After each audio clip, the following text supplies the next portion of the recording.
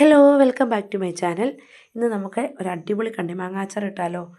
അപ്പോൾ നിങ്ങൾക്ക് വീഡിയോ ഇഷ്ടമാകണമെങ്കിൽ ലൈക്ക് ചെയ്യണം, ഷെയർ ചെയ്യണം, സബ്സ്ക്രൈബ് ചെയ്യണം. അപ്പോൾ നമുക്ക് കണ്ണിമാങ്ങ അച്ചാർ ഇടുന്നത് എങ്ങനെയാണെന്ന് നോക്കാം. നമ്മൾ കണ്ണിമാങ്ങ പറിച്ച് അത് നന്നായിട്ട് കഴുകി ഉപ്പുകല്ലും വാരിയിട്ട് ഒരു കുപ്പിയിലിട്ട് അടച്ച് ഒരു മാസമായിട്ട് വെച്ചിട്ടുണ്ട്. ഇതൊരു മാസമായിട്ട് നമ്മുടെ കുപ്പിയിലിരിക്കുന്ന കണ്ണിമാങ്ങയാട്ടോ. നന്നായിട്ട് കഴുകിയ കണ്ണിമാങ്ങ അതിലെ വെള്ളമെല്ലാം തുടച്ച് കളഞ്ഞ് നമ്മൾ കുപ്പിയിലോട്ട് എടുത്തിട്ടു. അതിലതിലേക്ക് കുറച്ച് ഉപ്പുകല്ലും വാരിയിട്ടു.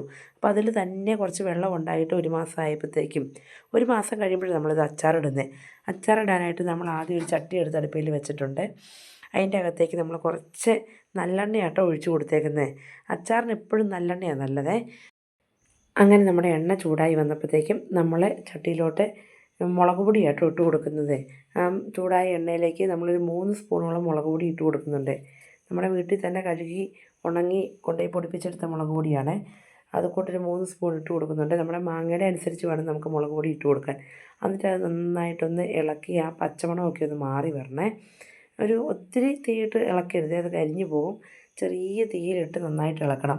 പിന്നെ ഇതെന്ന് പറഞ്ഞാൽ നമ്മുടെ മാങ്ങയിൽ നിന്ന് വെള്ളം ഇറങ്ങി വന്നു ഞാൻ ആദ്യം പറഞ്ഞില്ലായിരുന്നോ, ആ വെള്ളമാട്ടോ. ഒരു തുള്ളി പോലും പച്ചവെള്ളം ചേർത്തിട്ടില്ല. മാങ്ങയ്ക്കകത്ത് ഉപ്പുകല്ല് വാരിയിട്ട് വെച്ചപ്പം അതിൽ നിന്ന് തന്നെ ഇറങ്ങി വന്ന വെള്ളമാണ്. ആ വെള്ളം മാത്രമേ നമ്മൾ ഈ അച്ചാറിൻ്റെ അകത്തും ചേർക്കുന്നുള്ളൂ. അതൊഴിച്ച് കൊടുത്ത് ഈ മുളക് പൊടിക്കകത്തേക്ക് നമ്മളത് ഒഴിച്ച് കൊടുത്ത് ഇളക്കി നന്നായിട്ടൊന്ന് തിളപ്പിച്ചെടുക്കുവേ. കണ്ടോ, പയ്യെ തിളച്ച് വന്നപ്പോൾ തന്നെ നമ്മൾ സ്റ്റൗ ഓഫ് ചെയ്യുക.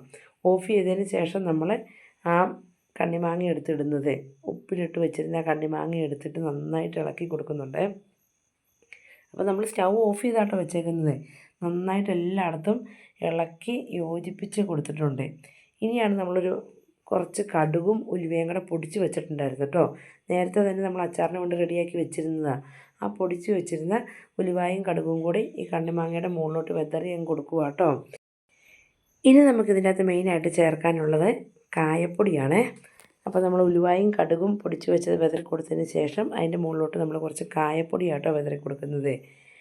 കായം അങ്ങ് വിതറി കൊടുത്തു കഴിഞ്ഞിട്ട് നമ്മളൊരു സ്പൂൺ എടുത്ത് അത് നന്നായിട്ട് ഇളക്കി യോജിപ്പിക്കുന്നുണ്ട്.